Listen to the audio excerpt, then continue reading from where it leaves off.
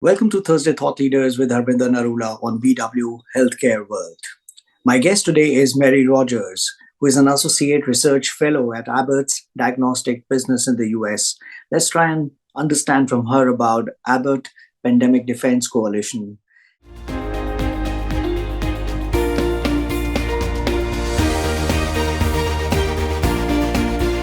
Welcome to BW Healthcare World, Mary. It's such a pleasure to have you with us on this Thursday Thought Leader show. Mary, before we dive into questions, can you explain the primary goals of the Abbott Pandemic Defense Coalition and what prompted its formation? Great question. So we're realizing that we are living in an era of pandemics, and preparedness for those pandemics has never been more important than it is today. One thing we can be certain of is that viruses never rest. And so we always have to be able to keep track of how they're moving and changing so that we can be faster than them. And so that's why Abbott founded the Abbott Pandemic Defense Coalition, so that we can help stop outbreaks of current epidemics while trying to prevent future pandemics before they stop us. So we're a first of our kind industry-led program that's not just monitoring, but also dedicated to responding to those outbreaks and potential pandemics.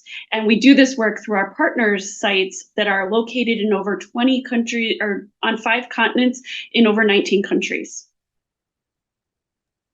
So, Mary, Abbott already had an existing program called the Global Viral Surveillance Program.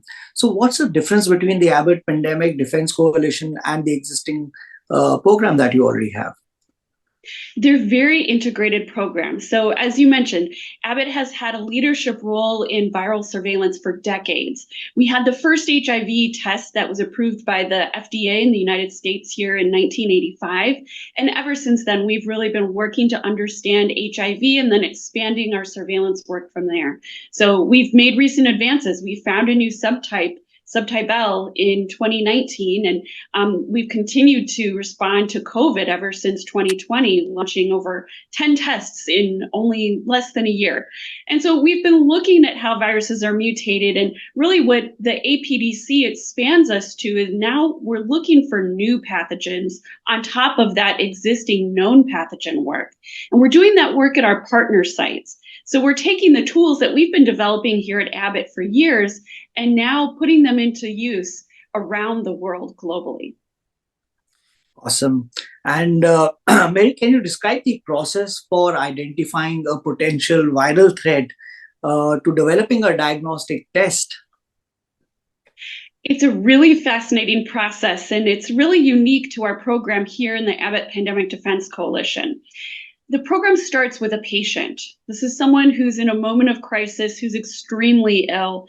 And we've used case definitions to define those types of cases so that we're focusing on people who are most likely to be at risk for having a new type of outbreak pathogen. And so using that identification step of finding people who are at their sickest so that we can help them, we then use our suite of diagnostic tests for known pathogens to rule out anything that might already be known and perhaps common. For example, if someone has a fever, we'll check them for dengue, and then they have that test result.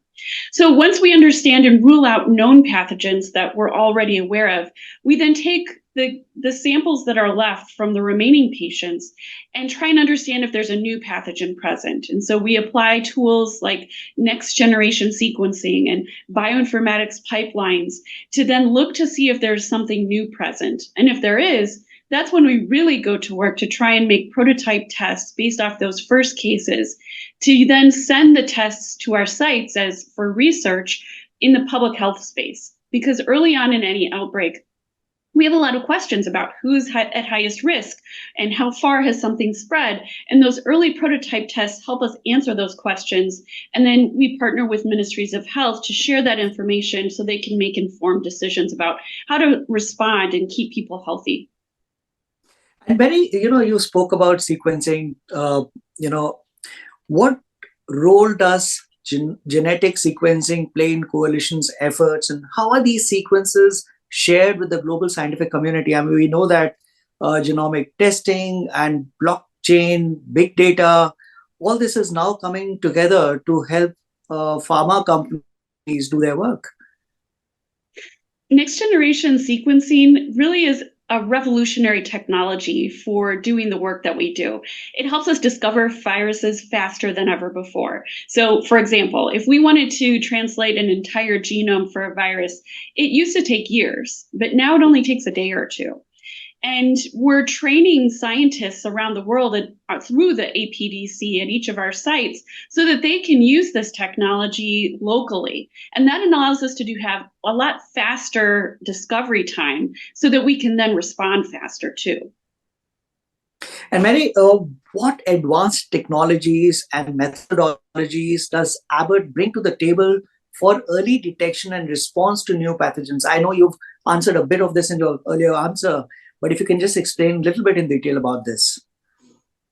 Technologies are really important, and we are not only using next generation sequencing as part of our suite of tools to do this pandemic preparedness work, but we're also taking the information, because that's a lot of data when you're sequencing everything in a sample, to be able to identify very quickly whether there's something new present that we need to respond to takes a sophisticated bioinformatics pipeline. And that's something that we've developed and been using at all of our sites, so that out of all of this massive amount of information, we can quickly say, okay, this is what's important and this is what we need to respond to. And Mary, when pandemics hit, they sometimes take us by surprise. We've experienced it recently. How does the coalition ensure that the real-time assessment of public health impacts are there for the emerging viral threats?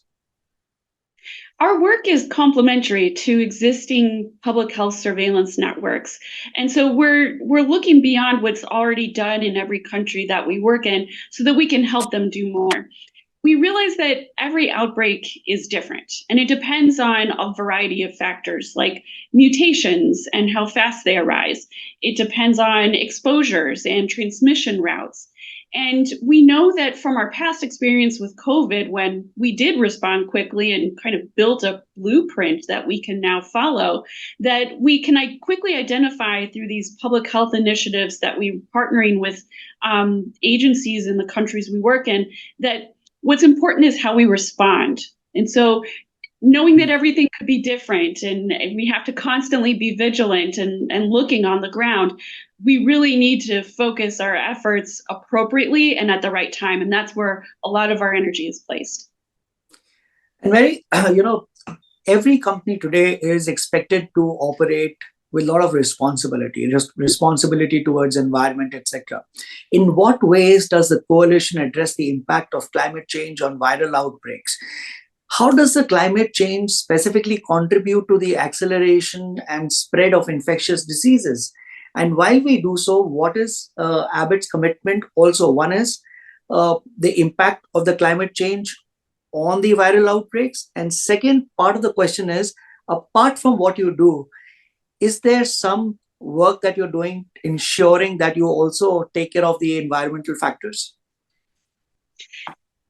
I should start by saying that the Abbott Pandemic Defense Coalition itself is part of Abbott's 2030 sustainability plan, where we aim to impact the lives of 3 billion people by 2030.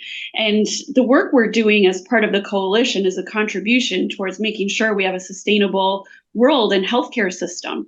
And so we're well aware that climate change is a big challenge for infectious diseases. The trends that we would expect are no longer as predictable as they have been in the past. And changes like where animals live and increases in flooding and rising temperatures are all kind of the kindling to a fire that can fuel a pandemic in the future. And so all of our sites are monitoring how those infectious disease trends are changing in step with changes in the environment. We already know that over half of all pathogens can be affected by climate change for one reason or another.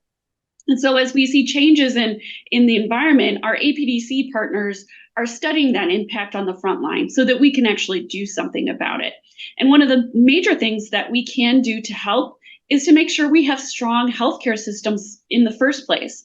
Because if we have strong public health and we have healthier communities, then we have fewer vulnerabilities that a new pathogen could exploit, regardless of how it got to us. And Mhm. so by doing that work to make sure people have access to healthcare and diagnostics, we're helping to also respond and prepare for what could be coming next. And every project that is initiated, which is hoping to have a great impact on the society, uh, will have certain challenges, teething problems. What are some of the biggest challenges that the coalition faces in its mission to detect and respond to pandemic threats? Well, as I mentioned, the weather is certainly a challenge for everybody. So we definitely are doing our job to try and help mitigate that impact. But another major challenge, I would say, is simply logistics. Shipping something from one place to another is incredibly complicated, especially for a global program like ours, where we're on 5 continents. So we're really moving towards having work done locally wherever possible, because then we can act faster if we're not worrying about something clearing through customs. Because if we were prepared by having everything in place in all of the sites we're working in, then we can act immediately when we do see something new. And how does the coalition plan to expand its network and capabilities for the future? We're constantly evolving as a program. Obviously, to keep pace with viruses, we have to be looking, and we never really know where the next pandemic is going to come from, right? So, COVID taught us that a new virus is just a plane ride away, and we have to be wary of that. We know that we can't just look in one place. But what we are learning is that we also have to make sure that we're equipping our groups to be able to do the important work that we're doing. And so it's a combination of looking to see where there's need and where there's capacity, so that we can do our best job possible in preparing local communities. And sometimes that means partnering with an existing site that's in the neighborhood. And how does the past experiences of COVID-19, HIV, and hepatitis shape the approach to global collaboration in the Abbott Pandemic Defense Coalition and Climate Consortium? And why is such a collaboration crucial to stay ahead of the viral threats? We definitely learned a lot from all of the work we've done in the past with COVID, HIV, and hepatitis surveillance. And what we have learned is that any of these viruses can stop the world in its tracks. And so collaboration really is the only way that we can be able to respond better in the future. We know that no single institution and really no single network alone can stop a virus. And that's why it's really important for us to collaborate together. And part of that includes our networking with other networks. It's a lot of network, but that speaks to the importance of collaboration that we see here at Abbott. That each of the groups we work with are part of another network, and if you imagine all of these connections from one site to another network, effectively these connections create a safety net, so that Mhm. we have enough connections to be able to alert the scientific community, the public health community, when we need to, so that collectively we can respond together. I think, Mary, this is such a beautiful initiative because research and development for every pharma company is the core. But we are not just looking at responding to the problems that people are facing today or to the illnesses that exist. But I think what COVID-19 and such the proactive approach that you have demonstrated by initiating this program, I think is a great thing. Core objective where pharma companies can play a big role in ensuring safe and healthy societies. So, congratulations on this project, Abbott Pandemic Defense Coalition. And thank you so much for taking out time to speak with us at BW Healthcare World. Thank you so much, Harbinder. It's been my pleasure. Stay safe. You too. Thank you.